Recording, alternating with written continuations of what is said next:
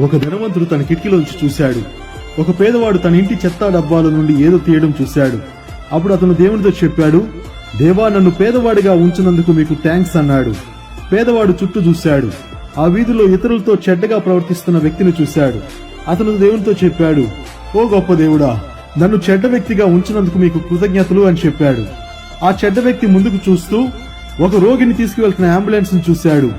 దేవునికి ఆ చెడ్డ వ్యక్తి చెప్పాడు, నన్ను రోగగ్రస్తుడిగా నన్ను ఉంచినందుకు దేవా మీకు కృతజ్ఞతలు అని చెప్పాడు.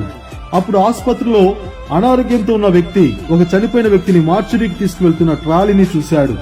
అతను, ఓ గొప్ప దేవుడా, నేను మరణం చూడనందుకు మీకు థ్యాంక్స్ అని చెప్పాడు. అయితే ఆ చనిపోయిన వ్యక్తి దేవునికి కృతజ్ఞతలు చెప్పలేకపోయాడు. ఎందుకంటే చనిపోయిన వ్యక్తి దేవునికి కృతజ్ఞత చెప్పలేడు. చాలా మంది అంటుంటారు, దేవుడు నాకేం మేలు చేశాడు, నేనెందుకు ఆయన కృతజ్ఞతగా ఉండాలని వాపోతుంటారు. దేవుడు మనల్ని బ్రతికిస్తున్నాడు.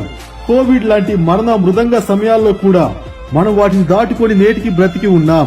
అందుకు థ్యాంక్స్ దేవా అని చెప్పాలి. ఒక సర్వే వాళ్ళు అనధికారికంగా ప్రపంచంలో ఎంతమంది చనిపోతున్నారని లెక్కగట్టారు.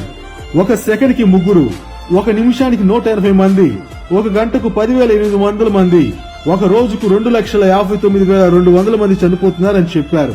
ఈ రోజు చనిపోయిన సుమారు 2 లక్షల మంది పైగా జనాభాలో మన పేరు లేనందుకు, మన పేరు రాయనందుకు మనం దేవునికి థ్యాంక్స్ చెప్పాలి. ఒకసారి అందరం దేవునికి మనల్ని ఊపిరితో ఉంచినందుకు కామెంట్స్ లో దేవా థ్యాంక్స్ అని చెప్దాం.